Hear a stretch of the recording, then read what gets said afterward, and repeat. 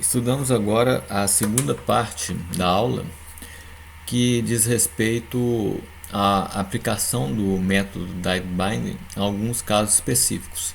Nessa segunda parte a gente vai estudar o caso do poliacetileno. Como antes, o primeiro passo é definir o nosso sistema. O sistema vai ser definido através da especificação do espaço real e do espaço recíproco.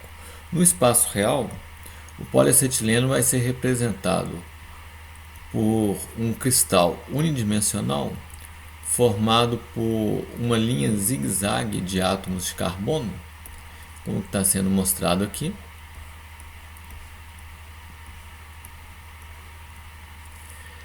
em que cada átomo de carbono está ligado a também um hidrogênio. Vou colocar alguns aqui para ilustrar.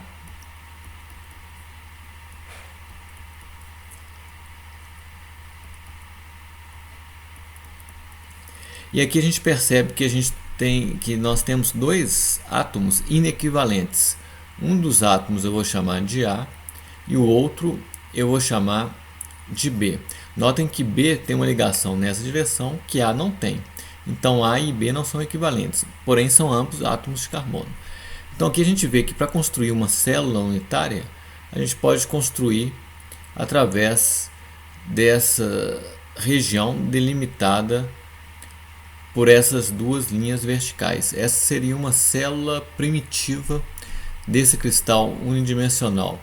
Ela vai ter comprimento A, que é a constante de rede, e essa constante de rede representa a distância entre átomos equivalentes, entre dois átomos do tipo A ou dois átomos do tipo B. Nessa estrutura, há ligações sigma, que formam as ligações planares, que envolvem os orbitais 2s, 2px e 2py dos átomos de carbono. E há orbitais pz que aparecem perpendicularmente ao plano. Esses orbitais pz dão origem a bandas de energia que definem o espectro eletrônico próximo à energia de Fermi. Portanto, as bandas advindas desses orbitais é que serão do nosso interesse no momento. Então eu vou definir como orbitais pertinentes ao nosso cálculo Tide-Binder os orbitais que eu vou chamar de PZA, o orbital PZ do átomo A e o orbital PZ do átomo B. Nós vamos ter assim dois orbitais por célula primitiva, o orbital PZ do A e o orbital PZ do B. Com isso eu defino o que eu quero com o método Tide-Binder. Eu quero achar as bandas de energia advindas desses dois orbitais por célula primitiva. E no espaço recíproco, a especificação é simples, tão simples quanto a que a gente fez no exemplo anterior, porque os vetores de rede recíproca têm comprimentos 2π sobre A, como antes, o que, pela construção trivial de Wigner-Seitz para esse caso, leva a uma zona de Brillouin, a primeira zona de Brillouin, delimitada pelos valores de K menos π sobre A e π sobre A. Essa primeira zona vai ser representada aqui é a rede recíproca, unidimensional também. Todos os pontos equivalentes da rede recíproca. Essas linhas verticais delimitam a primeira zona de Brillouin e ela vai se compreender entre valores de K que estão entre menos π sobre A e π sobre A. Então os Ks que eu vou escolher vão ser Ks entre esses dois valores. Bom, feito isso, nós estamos prontos para começar a aplicação do método Tide-Binder. O primeiro passo, como antes, é a definição da base, e a base é composta por funções de Bloch.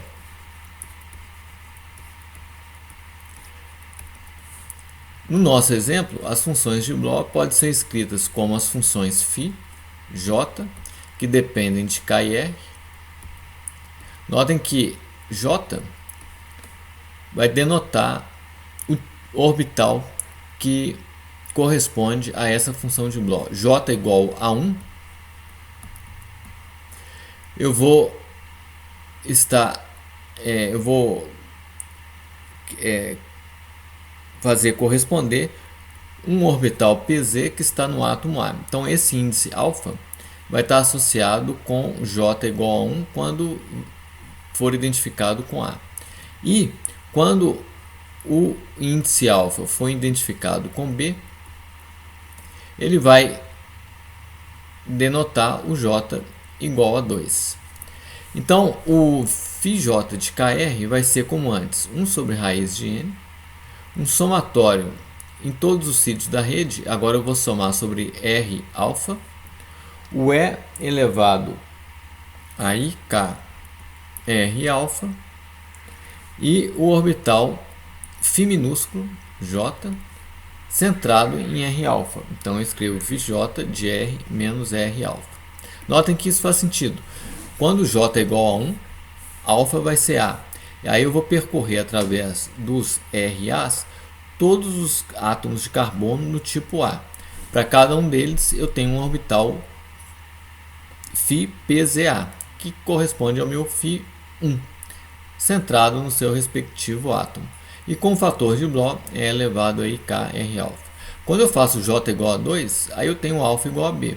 Então eu vou somar sobre todos os átomos do tipo B o orbital φPZB com o seu respectivo fator de Bloch.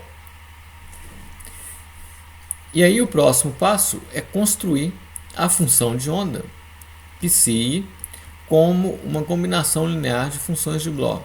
Então eu tenho um somatório em J de C e J φJ. Neste caso, essa expansão vai se reduzir a dois termos, o CI1 φ1 mais um CI2 φ2. Lembrando que φ1 corresponde ao J igual a 1 e eu estou usando as funções φPZ do átomo do tipo A.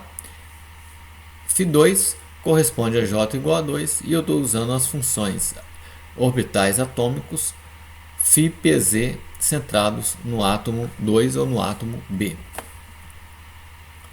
Bom, feito isso, o que eu preciso é calcular a energia a partir desse psi.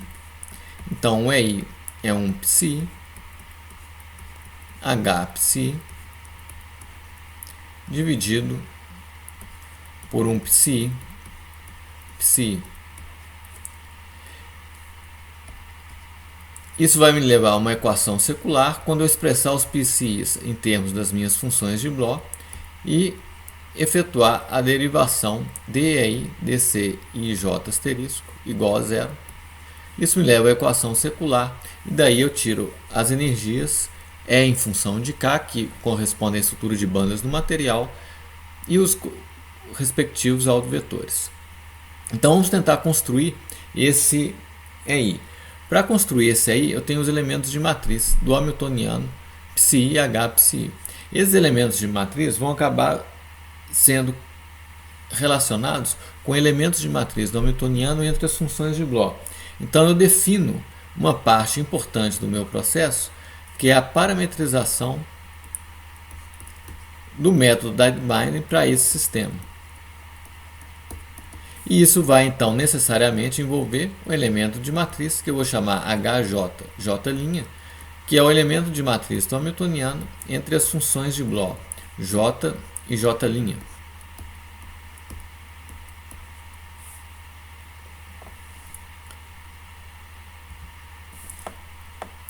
Posso escrever por extenso o HJJ' substituindo a expressão do orbital de Bloch φJ.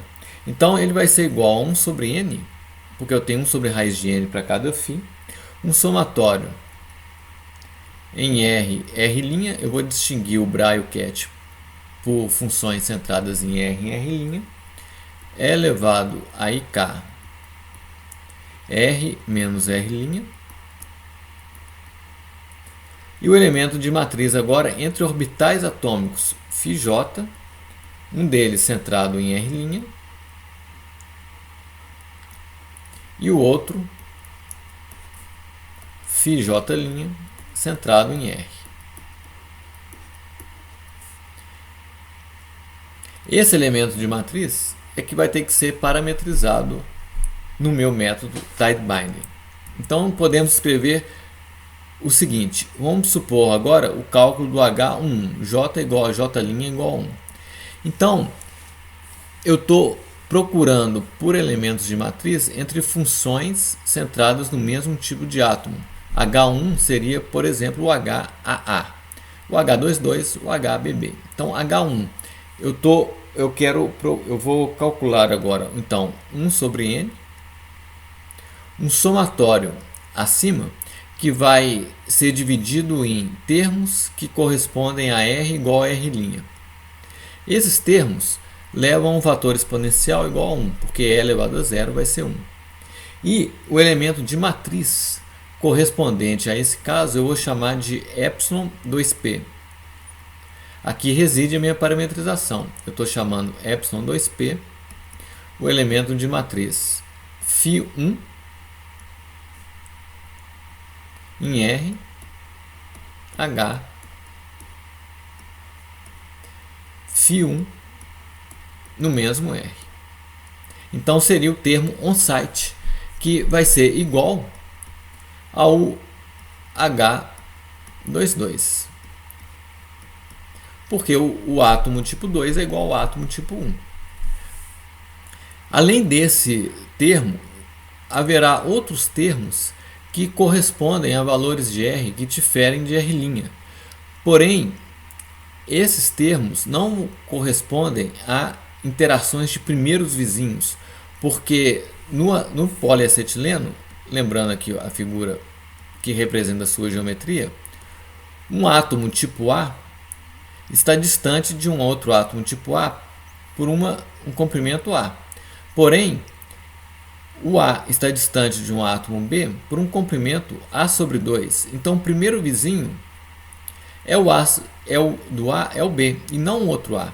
Então, esses termos que não são termos on-site são termos que são segundos vizinhos e eu vou desprezá-los para fazer a minha conta. Então, a minha conclusão inicial é que H1 é igual a H22, que é igual a simplesmente ε2p, porque nessa soma eu tenho n termos, n maiúsculo termos, e o dividido por n maiúsculo vai ter 1. Então vai sobrar só o ε2p. Para ficar claro como que eu fiz a conta, eu vou fazer o cálculo do H12. O H12 diz respeito a um elemento de matriz que do hamiltoniano entre uma função centrada no átomo A e uma função centrada no átomo B. Então, para fazer esse cálculo, primeiro eu vou definir uma parametrização que é o hopping T, que vai ser o elemento de matriz do hamiltoniano entre uma função pz do átomo A centrada em R e uma função atômica pzb centrada em R menos R maiúsculo mais ou menos A sobre 2. É o primeiro vizinho do PZA centrado em R. É o átomo B que está ou para a esquerda ou para a direita. Isso eu vou chamar de T. Isso é uma parametrização. Levando essa parametrização na minha conta, o H12 pode ser escrito diretamente.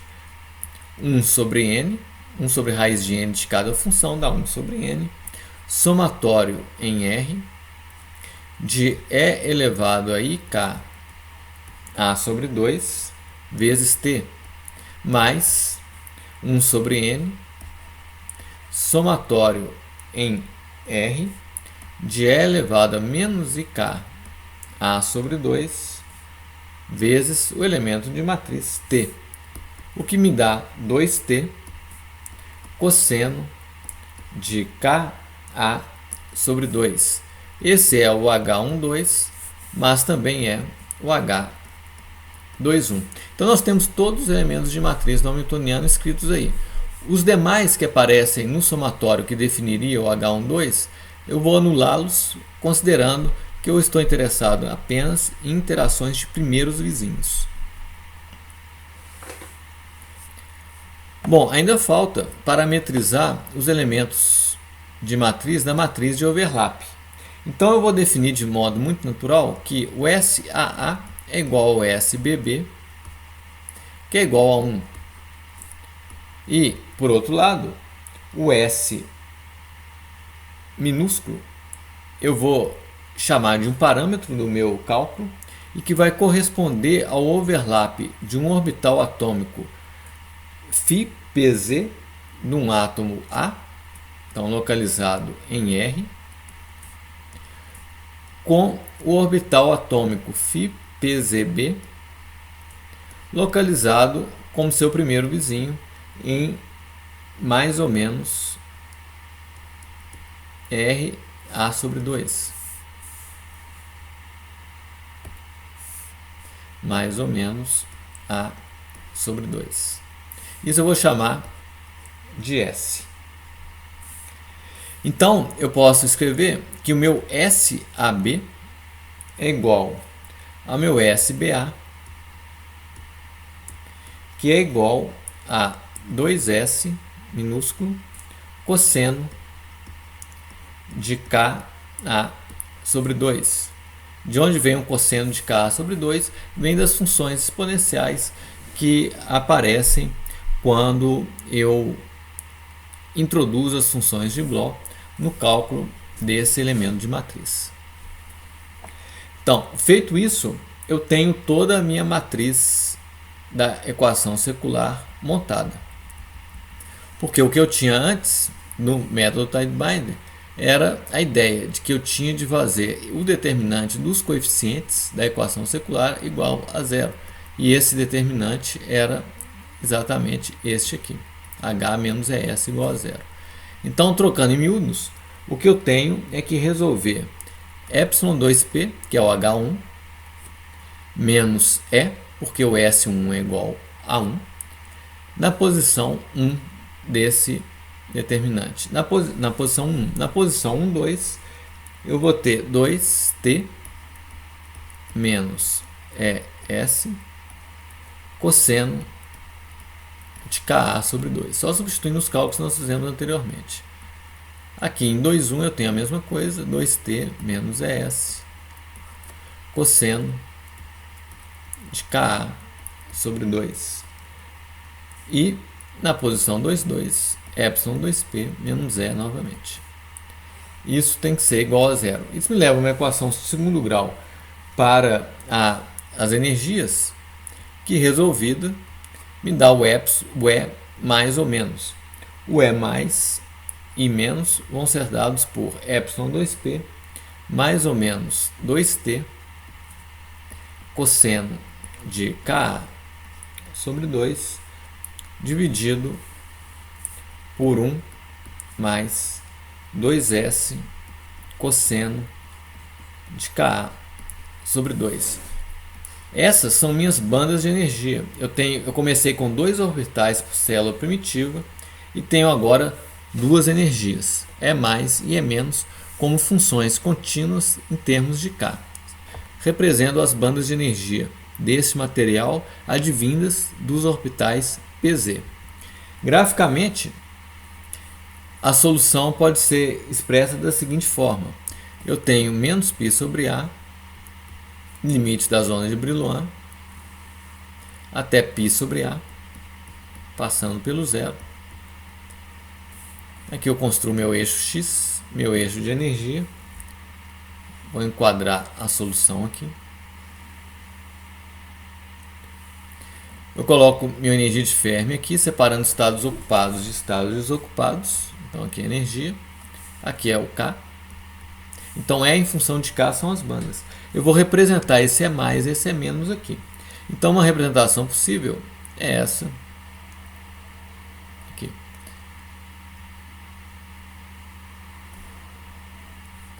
O zero está mal colocado aqui, ele deveria ficar mais no centro. Vou colocar o zero aqui, tira ele daqui. Essas são as bandas de energia para esse material. Então eu comecei com 2 orbitais por célula primitiva. Eu tenho aqui 2 bandas, E mais e E menos. Esse gráfico corresponde aproximadamente a um T que é igual a menos 1, e um S, que é 0,2. E esse T é o hopping, como eu disse para vocês, ele tem uma interpretação física que ele está à largura da banda, porque ele é a amplitude dessa função cosseno. Então, se essa banda vai ser larga ou estreita, isso depende do parâmetro T que nós estamos considerando. Então, o hopping sempre é relacionado com a largura da banda.